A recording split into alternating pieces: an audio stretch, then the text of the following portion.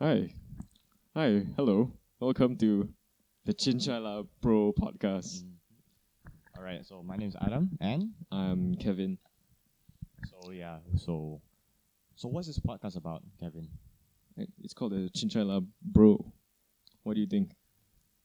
Cincai lah, yeah, very Cincai one. I mean, we could always talk about different stuff all day, every day, every Wednesday, for half an hour.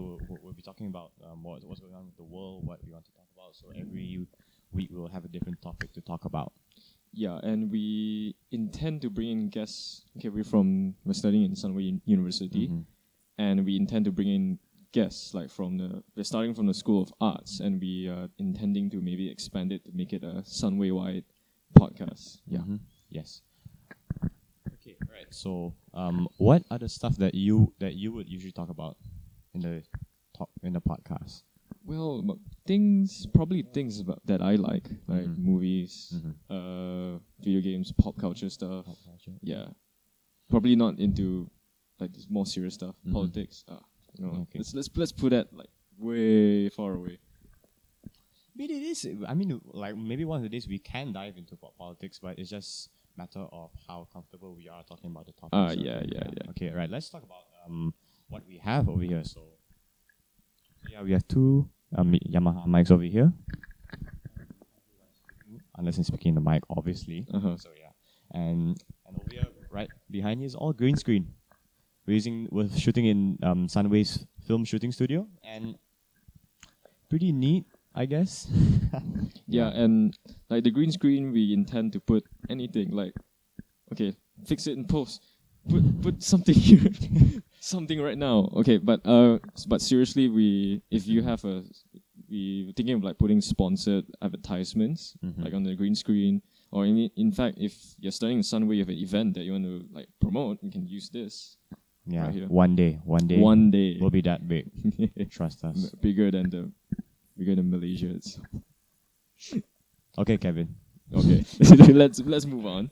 Let's talk about ourselves since it's the first episode. Okay, Let the audience know who we are. Okay. All right. So, my name is Adam, or Adam. Either one is good. And I've just started. This is our fourth week in digital film production. Third week around there. And it's what was it? April already. So yeah, it's 2019. I think it's a pretty exciting time to be in film school, because of how how much we are evolving as a nation in education as well, and in the film industry as well. So what I've seen in movies recently, it's very exciting times. Like like what Mr. Asmil would say, our lecturer. Yeah, it's very, very exciting times for the film industry, for the Malaysian film industry, and for how we can pass down our knowledge to young filmmakers who can revolutionize this whole industry. Yeah, I think I agree with you. It's really exciting times for our film industry to where it's going right now. Yeah, I'm interested to see what the people do and perhaps what we can do. Yeah, because we're studying film. Okay. Sure. So okay, we have already introduced ourselves. Kevin. Film. Okay, film. I think I like stories. I like stories. I like telling stories. Okay, I'm gonna like tell the story from the beginning, from how like the journey to how I kind of like dived into film. Okay, when I was in primary school, right? Have you had like when you were younger? Do you have like this thing called game books, where like Wait, Game Boys? game books? Game books. It's a. Have you heard of it? Not exactly, no. Okay, yeah, tell me more about it. Yeah. Okay, maybe it's because. Okay, maybe it's. Okay, I'm a bit older than you. Okay, 2 years. It doesn't make a difference. Yeah. Okay, it might have a difference. I don't know, because I don't know if it's something that you've heard of. It's like we'll take like, let's say, an old exercise book, then we'll make like games out of it, make like levels. Okay. It's like it was quite popular when I was 10, 11, and a lot of my friends are doing it, and it's like, oh, it's like this is pretty cool. It's like, why not I make something of my own? Then and then with that, I kind of dived into like comic books. I think at one point I made my own board game. Wow. Yeah, I made my own board game, and I think by doing that, it's like I get to express myself in a way, and in return, I entertain people, and who knew that, and entertaining people makes you happy too. You make That's people for sure. happy, and you're happy in return. It's like that's pretty dope, and I think, but okay. Then I did like video games, but I don't think I'm smart enough to make video games. Yeah, they're like the technology. What gaming? What people say now is gaming is the new form of storytelling right now, and I think that's pretty much true. But games right now, like console games, they are very very expensive. That's for sure. Like you mentioned, like the PS4 or the Xbox One, they're really really expensive. But if you talk about PC games, they probably will come out later, depending on the type of game. But PS4 and Xbox One has the advantage in graphics, how it looks, and gaming. Gaming is a whole different level. If you talk about creating it, that means you are really risking. You're really ballsy if you go into gaming. That means you must have a true passion for gaming. That's for sure. I didn't want to cut you off, but seeing that PS4 and Xbox One is stronger than PC, oh boy, you're gonna upset a lot of people. Yes. All right. Okay. I think that it is actually very debatable. But one thing I just don't like about PS4 and Xbox One is how overpriced it can be. I mean, it does give back to the creators of the games, but sometimes, the general can't afford 20 games in 1 week, like how we used to buy games last time. Last time games, you could always buy multiple kinds of games. Yeah, last they were time, dirt right? cheap last time. Dirt cheap, especially for the PS2. I remember Xbox, not even more than 100. Now it's twice the price now, or 3 times if it's released, if it's the premiere date, for that game. Yeah, gaming is an expensive hobby. Like the PCs that you have to build, like if you want to get the like really good graphics, run the game well and everything. But you're right. Like video game right now, I would say is an underrated form of storytelling. Yeah. Yes. Okay, and now back to film. Film is quite accessible. It's gotten a bit cheaper for us nowadays with all the promotions and whatnot. And like Netflix streaming services really helps the access to new movies, old movies, and everything. So I took the dive. I kind of like how movies look and everything, how the stories that they tell. And I thought to myself, hey, when I was younger, I did something that I like. I like entertaining people. Okay, I feel like this is my way of doing it. Yeah, because we are growing up with how streaming services are revolutionizing how we view movies right now. Most people wouldn't agree about how their film is showcased on a television screen instead of a cinema screen, but I feel because recently there was this argument that Spielberg had against Netflix movies being campaigned for the Oscars, and I can see why, because he grew up dearly with shooting on film, and releasing it in the cinema and having the cinematic experience. Yes, I don't blame him. I would always prefer the cinematic experience over watching on TV or on an iPhone. Okay, or because I feel you don't fully appreciate what's screening in front of you.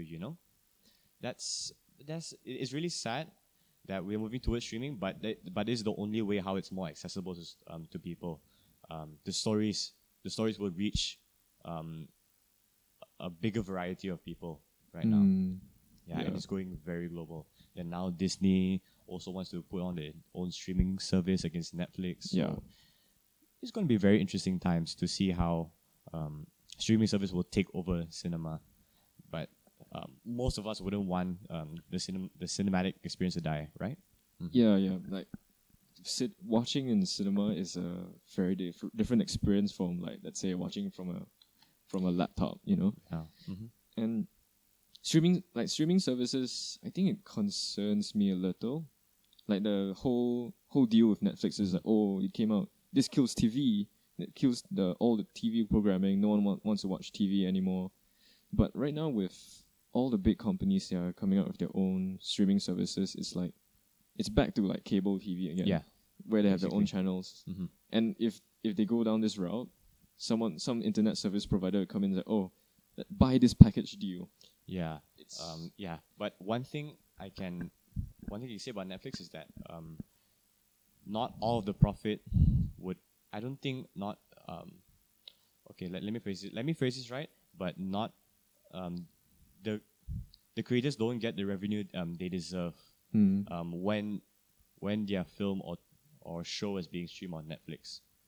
Yeah, because let's say right now I'm paying 50 ringgit a month for 4 screens Ultra HD, and I can stream thousands of content, like thousands and thousands of hours of TV or movies or anything, just for 50 ringgit. And even but cinema tickets obviously some of the revenue goes to the cinema itself, but like let's say almost half of that price goes to the actual product itself, you know, the creators of that product. So this is why I think Netflix can be destroying how movies should earn revenue now. Yeah, it's like Netflix is coming out with like a movie with the Coen brothers, right? Yeah, they actually have already the Ballad of Buster Scruggs, Mm-hmm. which was actually quite interesting because I know the Coen brothers would always go for cinematic experience, but to see them make a movie with Netflix, that's actually quite surprising, honestly. Yeah, Coen brothers and Martin Scorsese, and like it's kind of interesting. It's like all these prominent filmmakers, they have jumped to doing movies on Netflix. Like Netflix right now, there's a lot of like they kind of have a reputation for what they do with their Netflix originals. They're hit or miss, like their content. Yeah. Honestly, to me, I feel their Netflix originals aren't really impressive for the most part. Only very select few movies. I can name probably 3 movies that really actually wowed me. Probably like recently the Best Pictures. Recently in the Oscars, Roma was a huge surprise to me. Because I was really surprised about how engaged I was to it. Not another Oscar bait film, you know. And I was really surprised at how engaged I was to it. Even Unicorn Store was also pretty good. And quite unpopular, I actually thought Bird Box was actually not. It was pretty good.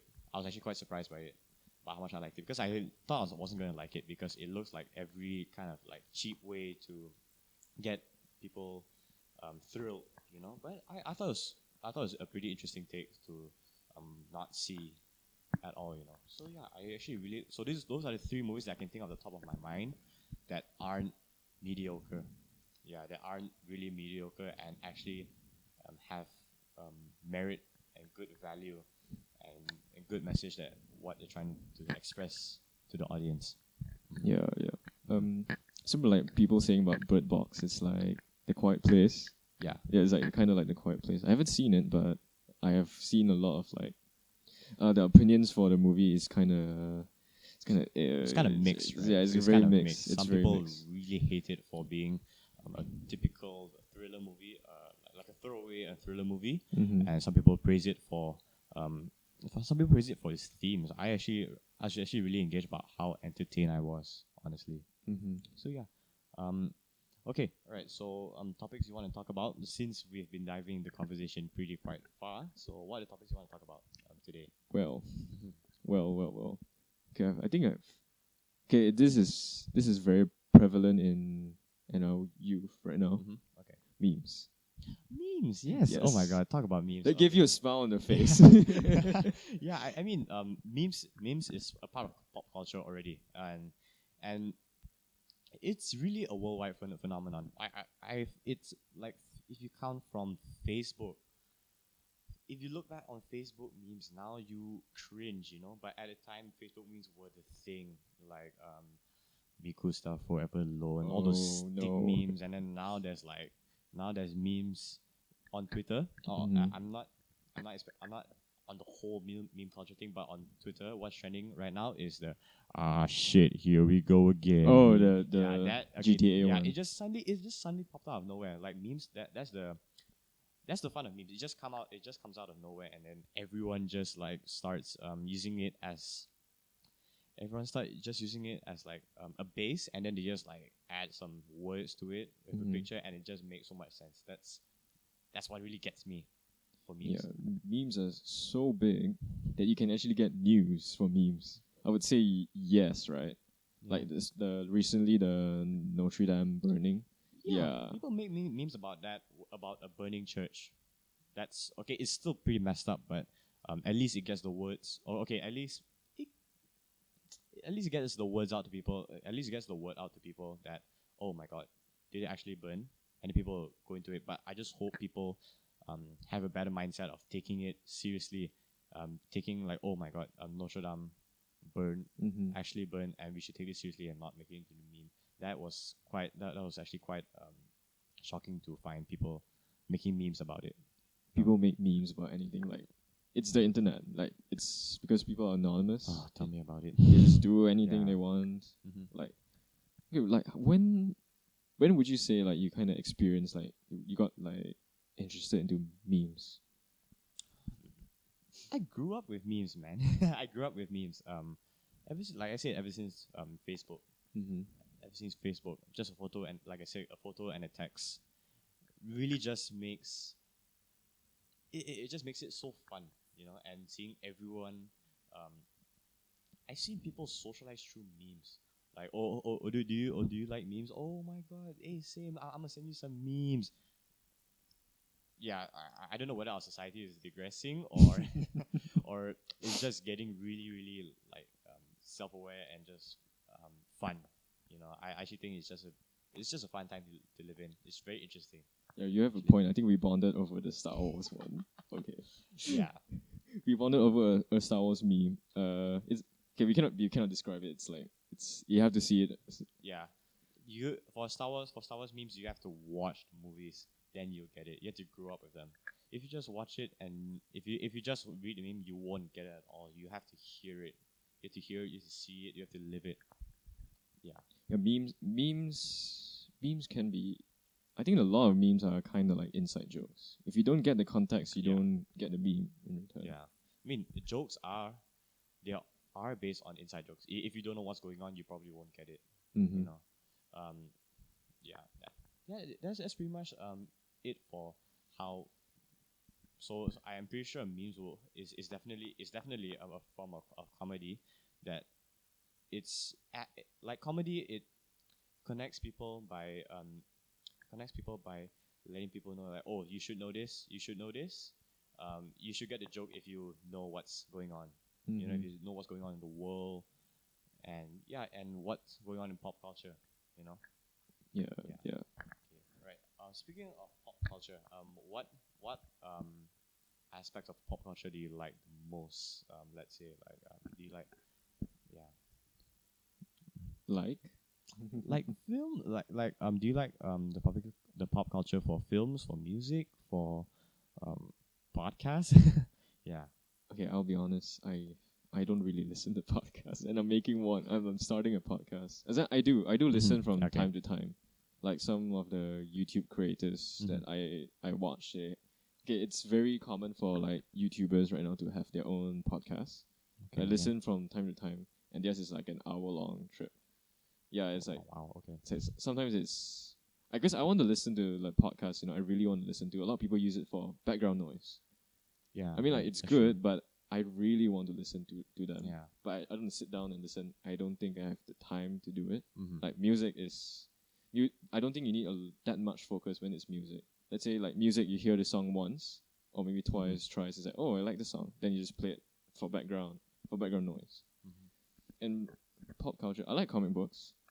My grandfather was a really avid comic book collector. He has comics from the Golden Age and Silver Age. Like those are really, really old. And he has given only some some of his collection, and it's like I think it's like 3 to 4 boxes that I have. It's just comic books. Some is also 3 to 4 boxes. Okay, how big is the box to begin with?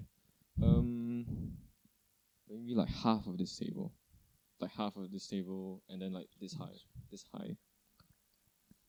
It's a lot. He's really really nuts. My mother has told me before, if your grandfather has never spent so much on comic books, I think we would have been richer.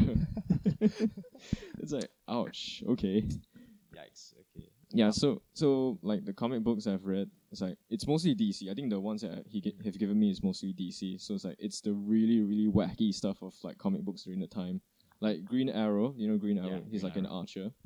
He had a vehicle called an aeroplane.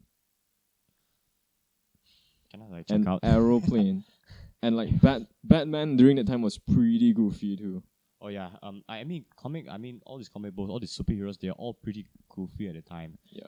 Like what era was this? What years? What was the decade? Which decades I was think it's coming? 70s to 80s. That was 70s the to golden 80s. age. I think I might be wrong. On that.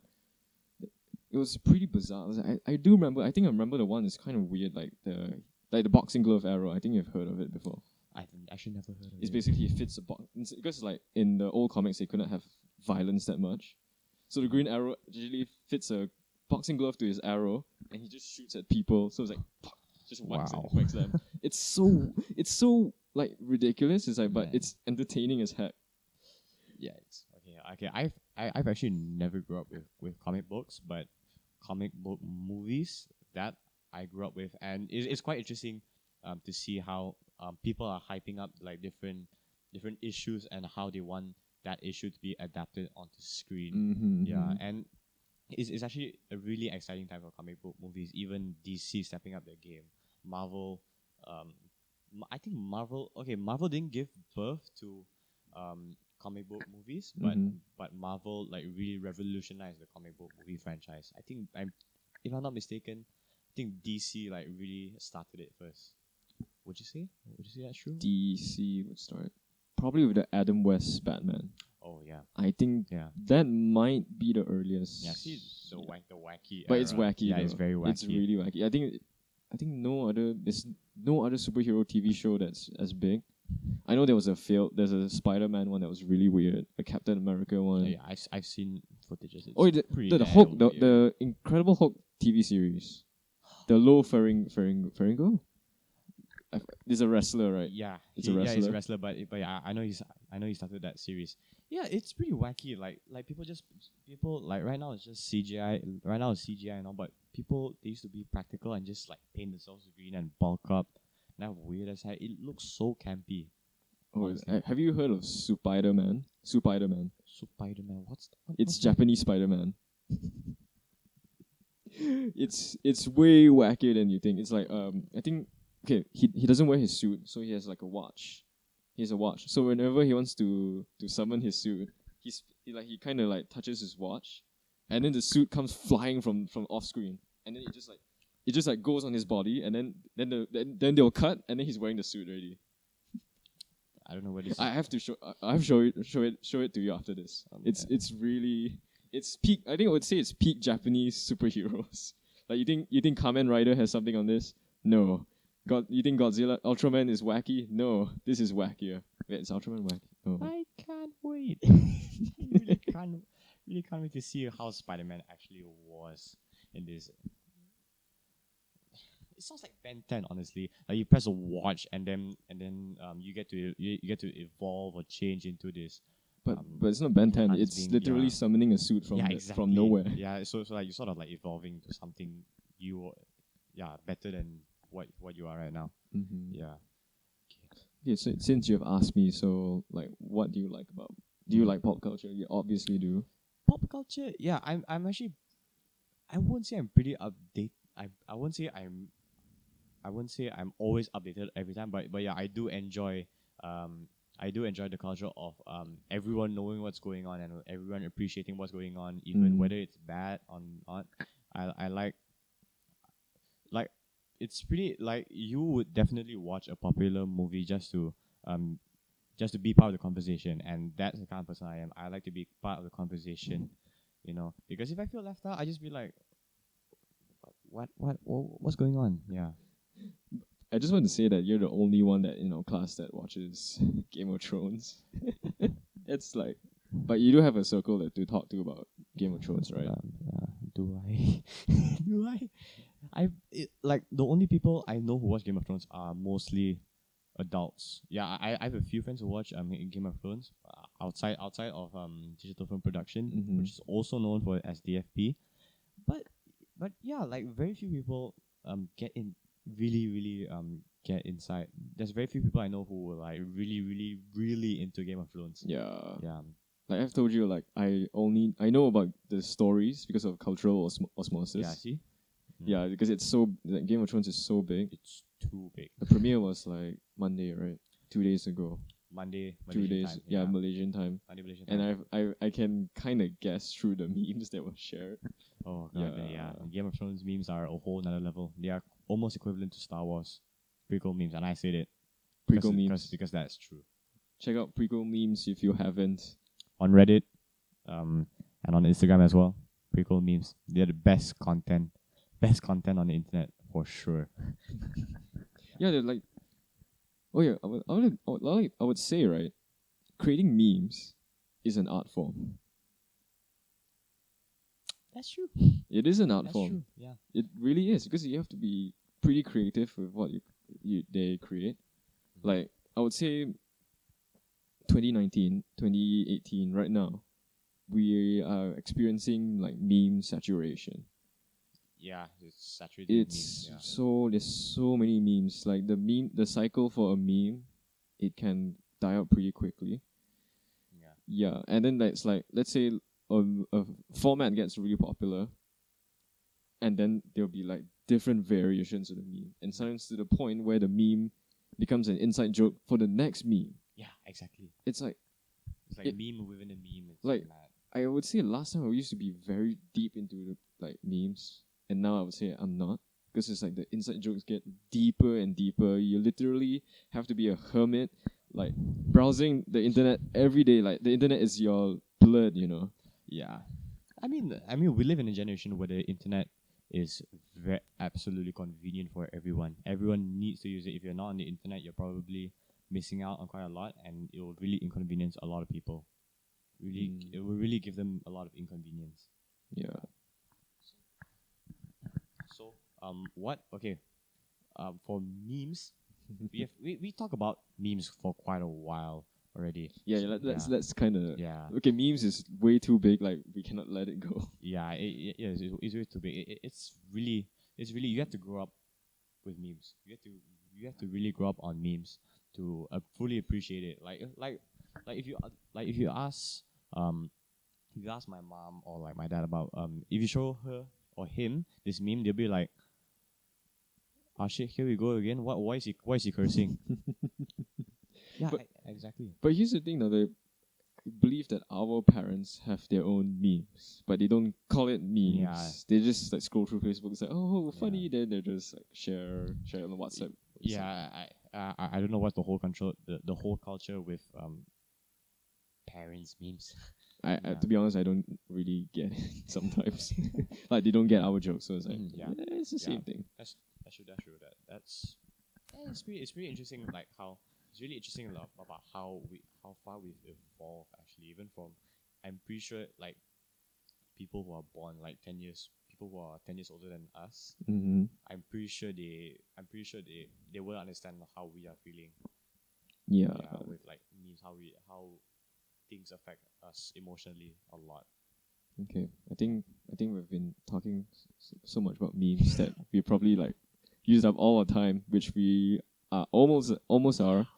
So I think we're gonna wrap things up. So yeah, so this is our first episode, it's a pilot episode. So like give feedback in the comment section below and stuff. Obviously, like, comment, subscribe. Mm-hmm. Like, comment, subscribe, and yeah, we're planning to bring guests like from the School of Arts from some university. Yeah, we're pretty excited. Like who?